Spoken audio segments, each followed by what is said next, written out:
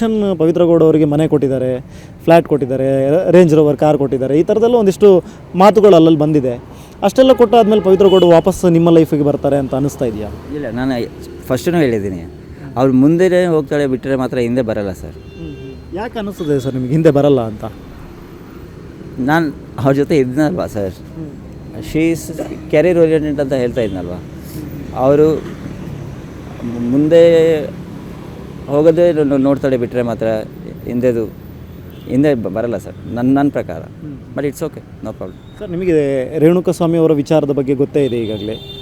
ಅವರು just message ಮಾಡಿದರು ಅನ್ನೋ ಕಾರಣಕ್ಕೋಸ್ಕರ ಅವರನ್ನು ಕಿಡ್ನಾಪ್ ಮಾಡಿ ಆ ಥರ ಹೊಡೆಯುವಂಥ ಕೆಲಸ ಎಲ್ಲ ಆಯಿತು ಅನ್ನುವಂಥ ನಿಟ್ಟಿನಲ್ಲಿ ಒಂದಿಷ್ಟು ಆರೋಪಗಳಿದೆ. ಚಾರ್ಜ್ ಶೀಟ್ನಲ್ಲೂ ಕೂಡ ಆ ಬಗ್ಗೆ ಉಲ್ಲೇಖ ಮಾಡಲಾಗಿದೆ. ಈ ನಡುವೆ ತಮಗೆ ಈಗಲೂ ಕೂಡ ಇಷ್ಟ ಇದೆ ಅನ್ನುವಂಥ ಮಾತುಗಳನ್ನು ಹೇಳ್ತಿದ್ದಾರೆ. ನಿಮಗೇನು ಭಯ ಅನ್ನಿಸ್ತಿಲ್ವಾ ಅಥವಾ ನಿಮಗೇನು ಅನ್ನಿಸ್ತಿಲ್ವಾ? ಭಯ ಯಾಕೆ ಸರ್? ನಾನೇನಾದರೂ ತಪ್ಪು ಮಾಡಿದ್ದೀನಂತೆ? ಪ್ರೀತಿ ಮಾಡೋದು ತಪ್ಪು ಅಂದರೆ ಭಯನೂ ತಪ್ಪೇನೆ. ನಾನು ಪ್ರೀತಿ ಮಾಡ್ತಾಯಿದ್ದೀನಿ ಅಷ್ಟೇ, ಬಿಟ್ಟರೆ ಮಾತ್ರ ಕೊಲೆಗಿಲ್ಲದಲ್ಲಿ ಈ ವಿಷಯದಲ್ಲಿ ನಾನು ಮಾತಾಡೋಕ್ಕೆ ನನಗೆ ಅಷ್ಟೊಂದು ಅದ್ರ ಬಗ್ಗೆ ಗೊತ್ತಿಲ್ಲ. ಯಾಕಂದರೆ ನಾನು ನೋಡಿಲ್ಲ, ಕೋರ್ಟ್ಗೂ ಬಂದಿಲ್ಲ, ಯಾವಾಗಾದರೂ ಜೈಲಿಗೂ ಬಂದಿಲ್ಲ. ಸೊ ಅದ್ರ ಬಗ್ಗೆ ನಾನು ಅಷ್ಟೊಂದು ಮಾತುಕತೆ ಮಾತಾಡೋಕ್ಕಾಗಲ್ಲ ಸರ್.